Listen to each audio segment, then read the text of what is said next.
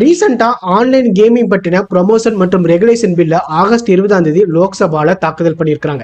இந்த சட்டம் வந்த உடனே கேமர்ஸ் கிட்ட மட்டும் இல்ல, ஆன்லைன் கேமிங் கம்பெனி அதை ப்ரொமோட் பண்ற இன்ஃபுளுசர்ஸ், செலிபிரிட்டிஸ்க்கு ஒரு பெரிய அதிர்ச்சியை ஏற்படுத்தியிருக்கு. இது ஒரு சின்ன விஷயமா பார்க்க முடியாது. சரியா சொல்லணும்னா ரியல் மணி கேம்ஸ்க்கான ஆப் தான் இந்த பில்.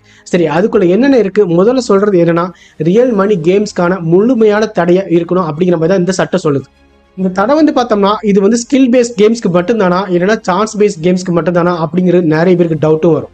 இதுல ஸ்கில் பேஸ்ட் கேம்ஸ் என்னன்னு பார்த்தோம்னா card games, word games, Basil games. அதே இது சான்ஸ் பேஸ்ட் கேம்ஸ்னு பார்த்தோம்னா ஸ்லாட் மெஷின்ஸ், ரவுலட், அப்புறம் லாட்ரி, அப்புறம் ஸ்கிராச் கார்ட்ஸ் சொல்லலாம்.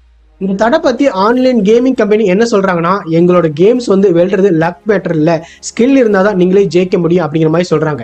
அவங்க சைட்ல இருந்து என்ன சொல்றாங்கன்னா, எங்க பிளாட்ஃபார்ம்ல பணம் ஜெயிக்கணும்னா சும்மா கிடைக்காது, ப்ராப்பரா விளையாடினா மட்டும் தான் ஜெயிக்க முடியும், அதனாலதான் இது கேம்பிளிங் இல்லைன்னு நாங்க சொல்றோம் அப்படிங்கிற மாதிரி அவங்க சொல்றாங்க. இப்படி அவங்க சொல்லிக்கிட்டே ஃபேண்டசி ஸ்போர்ட்ஸ், ட்ரீம் 11, சதுரங்கம், போக்கர், ரம்மி இவங்க எல்லாத்தையுமே ஸ்கில் கேம்ஸ் கேட்டகரியில தான் வைக்கவும் செய்யறாங்க. ஆனா இப்ப கவர்மெண்ட் என்ன சொல்றாங்கன்னா, உங்க ஸ்கில், லாஜிக் எல்லாத்தையுமே உங்ககிட்டயே வச்சுக்கோங்க. உண்மையான நிலைமை என்னன்னா, இந்த மணி பேஸ்டான ஆன்லைன் கேமால மக்களோட மனதிலையும் பணத்திலையும் ரொம்பவே நஷ்டத்தை அனுபவிக்கிறாங்க. அதுலயும் சில பேர் கேம்ஸுக்கு அப்படியே அடிமை ஆயிடுறாங்க. அவங்க வாழ்க்கையில சேமிச்சு வச்சிருந்த முழு பணத்தையுமே இழந்துருந்தாங்க. அதுவும் போதாதுக்கு சில பேர் தங்களோட வாழ்க்கையை முடிச்சிருந்தாங்க ரிப்போர்ட்ஸ் வந்திருக்குதா அவங்க சொல்லியிருக்கிறாங்க. இதோடு கூட இன்னொரு பெரிய பிரச்சனை என்னன்னா, மணி லாண்டரிங், நேஷனல் செக்யூரிட்டியும் பெரிய கேள்வியை எழுதிக்கிட்டு இருக்கிற மாதிரி சொல்றாங்க. கேம்ஸ்ல இன்னொரு பெரிய ஆபத்து என்னன்னா, அவங்க கிரிப்டோ கரன்சியை டிரான்சாக்ஷன் பண்றாங்க. அதுக்கான சோர்ஸ் எங்க இருந்து வருது, யார் அனுப்புறாங்க அப்படின்னு ட்ரேஸ் பண்ணவே முடியாதனால தான் இப்ப இருக்குது. அதனாலதான் இந்த பில்லுக்கான ப்ரொவிஷன்ஸை சென்ட்ரல் கவர்மெண்ட் 3 வருஷமா கஷ்டப்பட்டு தயாரிச்சிருக்காங்க. இப்படின்னா இப்ப கவர்மெண்ட் என்னென்ன ப்ரொவிஷன்ஸை பிக்ஸ் பண்ணிருக்காங்கன்னா, முதல்ல விளம்பரங்களுக்கு முழு தடை விதிச்சிருக்காங்க.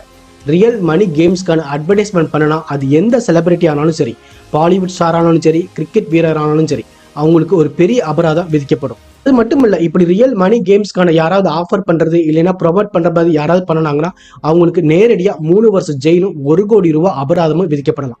அதே மாதிரி இந்த கேம்ஸ்க்கு அட்வர்டைஸ்மெண்ட்லாம் ரெடி பண்ணி தருவாங்கல்ல, அவங்களுக்குமே 2 வருஷம் ஜெயிலும் 50 லட்சம் ரூபாய் அபராதமும் விதிக்கப்படும். ஆனா இங்கதான் ஒரு முக்கியமான பாயிண்ட், கேம்ஸ் விளையாடுறவங்களுக்கு எந்த ஒரு தடையுமே கிடையாது. ஏன்னா அரசாங்கம் அவங்கள ஒரு விக்டிமா தான் பார்க்கவும் போகுது.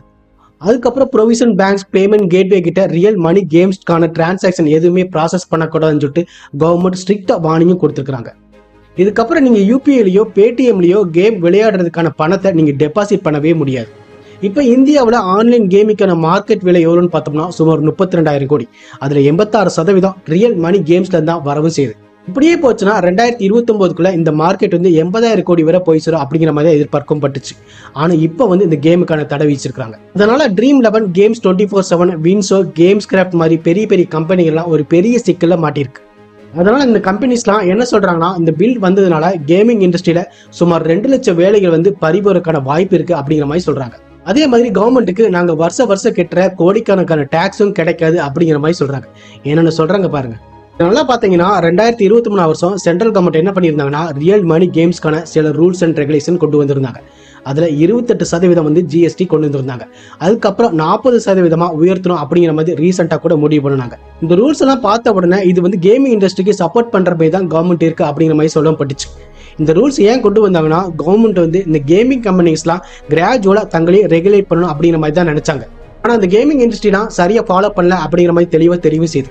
இதுக்கான முக்கியமான காரணம் என்னன்னா, மக்களோட பாதுகாப்பும் நேஷனல் செக்யூரிட்டியும் தான். ஒரு தடவை யூனியன் ஃபைனான்ஸ் மினிஸ்டரான நிர்மலா சீதாராமன் ஒன்று சொல்லியிருந்தாங்க. அதாவது ஆன்லைன் கேமிங்கான வருவாய் 412% அதிகரிச்சிருக்கிறதா சொல்லியிருந்தாங்க. அதாவது முன்னாடி 6 மாசத்துக்கு முன்னாடி அந்த வருவாய் 1300 கோடியா இருந்துச்சு. ஆனா அடுத்த 6 மாசத்துல அது நேரடியா 6000 கோடிக்கு வரை உயர்ந்துச்சு அப்படிங்கிற மாதிரி சொல்லியிருந்தாங்க. ஆனா அவங்க கேமிங் இண்டஸ்ட்ரியில என்ன சொல்றாங்கன்னா, நாங்க ஒவ்வொரு வருஷமே சுமார் 30% வரி செலுத்துறோம் அப்படிங்கிற மாதிரி சொல்றாங்க. இந்தியாவில் மட்டும் சுமார் 11 கோடி பேர் ஆன்லைன் கேம்ஸ் விளையாடுறாங்க. அதுல யாராவது ஜெயிச்சாங்கன்னா அந்த பணத்துல ஒரு பெரிய பங்கு கம்பெனியோட அக்கௌண்ட்ல போய் சேரவும் செய்யுது. இவ்வளவு பெரிய அமௌண்ட் வர்றதுனாலதான் இந்த கேமிங் இண்டஸ்ட்ரியோட பெரிய பெரிய ஆட்கள்லாம் என்ன பண்றாங்கன்னா, all India gaming federation, E gaming federation, federation of Indian fantasy sports உள்ளவங்களாம் சேர்ந்து இந்த பில்லுக்கு எதிராக நிற்கவும் செய்யறாங்க. அவங்க நேரடியாவே ஹோம் மினிஸ்டரான அமித்ஷாவுக்கு ஒரு கடிதம் எழுதியிருக்காங்க. இந்த தடை போடுறதுக்கு பதிலாக ப்ராசஸிங் ரெகுலேஷனை கொண்டு வரணும் அப்படிங்கிற மாதிரி கேட்டிருக்காங்க. அதுல அவங்க என்ன சொல்லியிருக்காங்கன்னா, இந்த தடை வந்ததுனால மக்கள் இல்லீகலா ஃபாரின் கேமிங் சைட்ஸுக்கு போயிடுவாங்க, அந்த சைட்ஸ்ல வரி செலுத்தவே மாட்டாங்க, ரெகுலேஷன் கூட இருக்காது அப்படிங்கிற மாதிரி சொல்றாங்க. பில் வந்ததுனால சட்டப்படி இயங்குற கம்பெனிகள் எல்லாம் மூடிடுவாங்க, ஆனா இல்லீகல் ஆபரேட்டர்ஸ்க்கு மட்டும் லாபம் கிடைக்கும் அப்படிங்கிற மாதிரி சொல்றாங்க. அது மட்டும் இல்ல, இவங்க வந்து கோர்ட்லயுமே கேஸ் போடவும் செய்யலாம். எதுக்காகனா இந்தியாவில் உள்ள பல கோர்ட் வந்து முன்னாடியே சொல்லியிருக்காங்க, ஸ்கில் பேஸ்டான கேம்ஸ் வந்து கேம்பிளிங் இல்லை அப்படிங்கிற மாதிரி சொல்லியிருக்காங்க. அப்படின்னா இப்ப நிலைமை என்ன? ஒரு பக்கம் வந்து கவர்மெண்ட் வந்து மக்களோட உயிரும் பணமும் முக்கியம், அதே மாதிரி நேஷனல் செக்யூரிட்டியும் முக்கியம் அப்படிங்கிற மாதிரி சொல்றாங்க. இன்னொரு பக்கம் இண்டஸ்ட்ரியில வந்து வேலை வாய்ப்புகள் பறி போயிடும், வெளிநாட்டு முதலீடு எல்லாமே ஆபத்துல போயிடும் அப்படிங்கிற மாதிரி எதிர்ப்பும் தெரிவிக்கிறாங்க. இப்ப நீங்க சொல்லுங்க, இந்த ஆன்லைன் கேமிங் மூலமா நீங்க சம்பாதிச்சிருக்கீங்களா, இல்லைன்னா இந்த ஆன்லைன் கேமிங் வந்து முழுசா தடைப்பட்டது சரி அப்படிங்கிற மாதிரி சொல்றீங்களா?